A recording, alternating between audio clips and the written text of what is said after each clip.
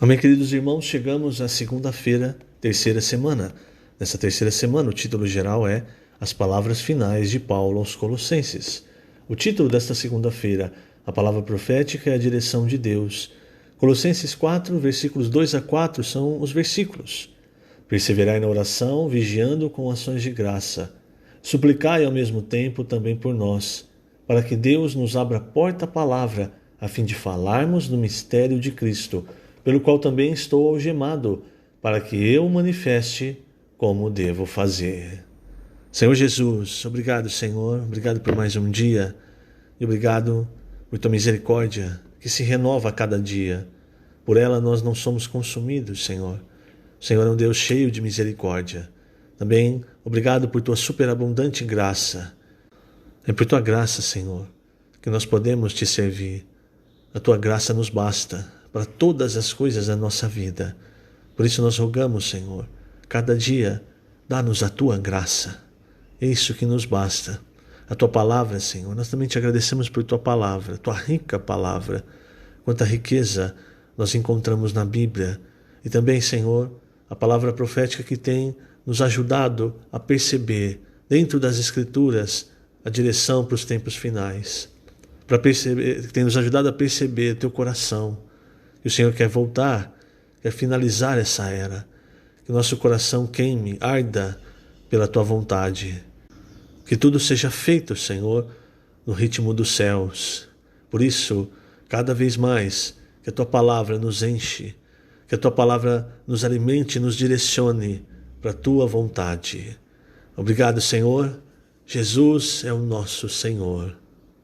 Muito bem, queridos irmãos, na semana passada nós vimos a importância da oração para que a palavra ela encontre, né, as portas sejam abertas à palavra, para que então ela encontre o seu objetivo.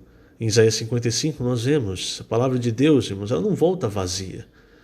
E é preciso da nossa participação, ao menos orando, para que as portas sejam abertas, para que a palavra encontre as pessoas, as ovelhas perdidas, as ovelhas que estão aflitas, exaustas, que precisam do cuidado do Senhor. Então, essa oração também, Paulo diz, aqui nesses versículos, perseverai na oração, vigiando com ações de graça, suplicai ao mesmo tempo também por nós, para que Deus nos abra a porta à palavra, a fim de falarmos do mistério de Cristo, pelo qual também estou algemado, para que eu o manifeste como devo fazer. Então é importante nós orarmos, irmãos, por aqueles que falam a palavra. A luta, irmãos, que nós estamos envolvidos não é uma luta contra a carne, contra sangue. Muitas vezes a palavra é liberada e talvez algum irmão não consiga entender corretamente. Principalmente o que tem sido falado, o que tem sido feito. Às vezes o irmão não consegue entender, às vezes não consegue receber a palavra. A luta, irmãos, não é... Ou às vezes até recebe, mas recebe mal. A luta não é contra a pessoa. A luta, irmãos, por isso nós precisamos da oração. A luta é contra os principados e potestades, aqueles que estão sempre prontos a causar confusão, sempre prontos a deturpar a palavra de Deus, muitas vezes atuando através de pessoas, muitas vezes atuando na nossa própria mente. Então a nossa luta, irmãos, é contra eles.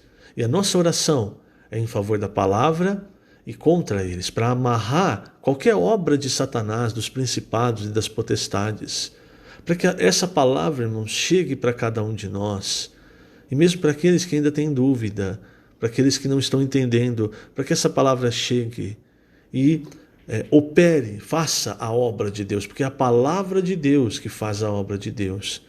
A Bíblia, irmãos, ela é fonte de riqueza inesgotável, fonte de riqueza eternal. E ali na Bíblia você encontra diversos tipos de palavra. Você encontra a palavras de amor, de consolo, você encontra histórias. O próprio Paulo diz que as histórias de Israel elas serviram de modelo para nós. Então você encontra palavras de admoestação. Paulo diz a Timóteo que a palavra ela é apta para repreensão, para correção, para a educação na justiça. Educação na justiça é a educação segundo a justiça de Deus. E aí o versículo 17 de 2 Timóteo 3 diz: a fim de que o homem de Deus seja perfeito e perfeitamente habilitado para toda boa obra. Então essa é a palavra de Deus, irmãos. Agora veja, entre a palavra de Deus, principalmente agora nos tempos finais, nós temos a palavra profética. E ela faz o quê? Ela nos dá então a direção, irmãos. Ela mostra, olha, dentre tudo o que nós vemos na Escritura, esse aqui é o caminho da vontade de Deus.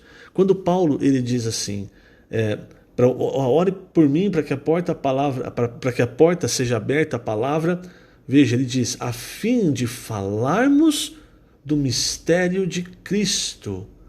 O que significa a fim de falar o mistério de Cristo? Quer dizer, a palavra de Deus é um mistério para muitas pessoas.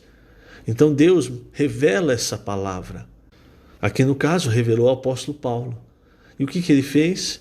Ele então compartilhou aquilo que havia sido revelado a ele, o mistério de Cristo, para as igrejas. E nós sabemos, irmãos, quando fala do mistério de Cristo, isso está relacionado com a igreja. Hoje, quando você fala de Deus, de Cristo, há uma unanimidade. Mas quando se fala da igreja, irmãos, aí é o contrário. Então há muitas opiniões. Nós precisamos que o Senhor nos mostre, nos dê uma visão clara a respeito da igreja. E a palavra que nós temos recebido, irmãos, ela tem feito o quê? Ela tem nos dado uma direção. Ela tem nos mostrado, olha, é aqui, esse é o caminho, porque nós já estamos no final. Veja, por exemplo, você lê todas as epístolas de Paulo. Você não encontra ali uma citação dos 7 Espíritos. Então Paulo ele fala do Espírito de Jesus, ele fala do Espírito Santo, do Espírito de Jesus Cristo. Mas quando você vai para Apocalipse, que é a revelação final, João ele vê diante do trono 7 tochas. E essas 7 tochas são os 7 Espíritos de Deus. Quer dizer, não é que Deus tem 7 Espíritos, número 7, mas isso diz respeito ao quê? Ao Espírito 7 vezes intensificado para concluir essa era. Então hoje, nos tempos finais, irmãos, nós vemos o Senhor querendo voltar e intensificando a sua palavra e intensificando o seu espírito, o agir, o operar do seu espírito, para que as pessoas sejam salvas. Às vezes nós esquecemos, irmãos, as pessoas precisam ser salvas. Se as pessoas não forem salvas, elas vão para o lago de fogo. Então, no mínimo, precisa haver a salvação eterna, a salvação do espírito das pessoas para que elas não vão para o lago de fogo. E também a pregação do Evangelho do Reino. Como fazer isso? Então, o Senhor hoje nos deu ferramentas. Agora, da mesma forma que acontecia na época de Paulo, muitas vezes acontece hoje na nossa época. Eu repito, irmãos, a palavra profética, ela vem para mostrar, olha só, é aqui o caminho, olha. Você pode receber muita coisa de Deus, você pode receber muita revelação, unção de Deus. Isso é algo individual, isso é para você, para a sua vida, para a sua família. Agora, para o coletivo, irmãos, uma direção para a igreja, uma direção coletiva, aí o Senhor não vai colocar um sentimento em cada pessoa. Individualmente, sim. Quando nós desfrutamos das riquezas de que nós somos enchidos, nós compartilhamos com os irmãos, é muito rico. Mas perceba, irmãos, a questão da direção.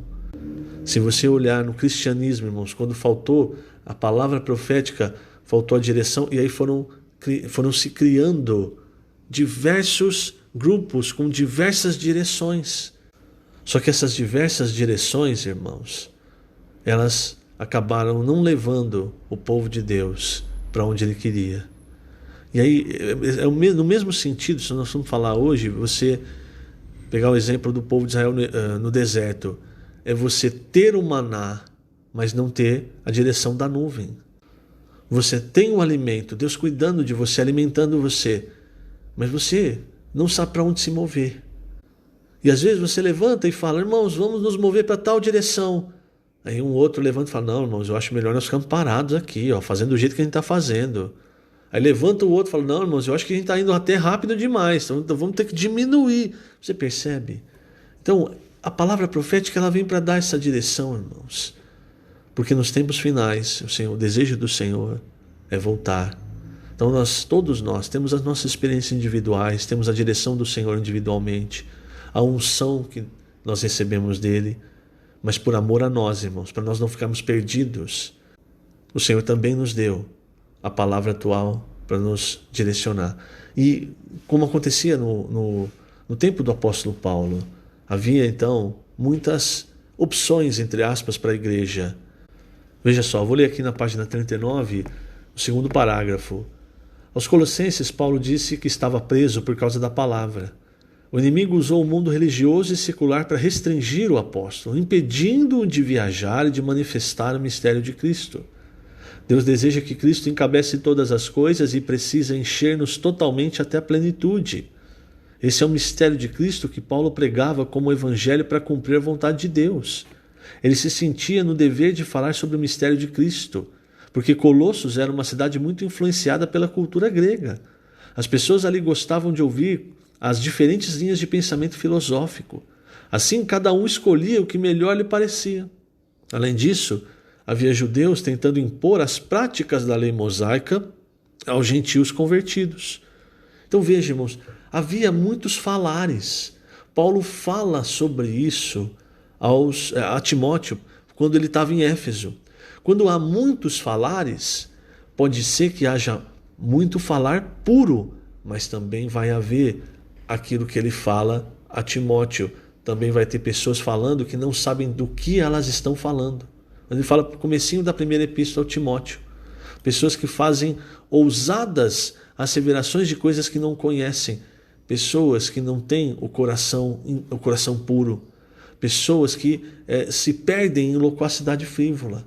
Você percebe? Então, na época de Paulo em Colossos, havia isso. Olha, havia isso em Éfeso, estava vendo isso em Colossos. E isso distraía os irmãos do falar de Paulo, que era, na época, a palavra profética. Hoje, para nós, irmãos, esse falar de Paulo, registrado nas Escrituras, é o Logos. Mas naquela época era a palavra profética. Quer dizer, naquela época, a palavra de direção que Deus estava dando através do apóstolo Paulo para correção das igrejas. Para mostrar, naquela época as igrejas estavam se formando, era o começo de tudo. Então Paulo ele corrigiu muitos erros. Erros hoje, irmãos, que nós devemos olhar e não mais cair. Daí a importância, irmãos, do que nós temos recebido hoje, do falar. Nós estamos entrando agora nas epístolas de João e o Senhor tem nos mostrado muitas coisas. Tem tocado, irmãos, a nossa vida. Por quê? Porque o Senhor quer nos fazer vencedores. O Senhor quer nos dar o seu reino. Mas a questão é, nós também queremos? Aí só você pode responder. Que o Senhor te abençoe grandemente nesse dia.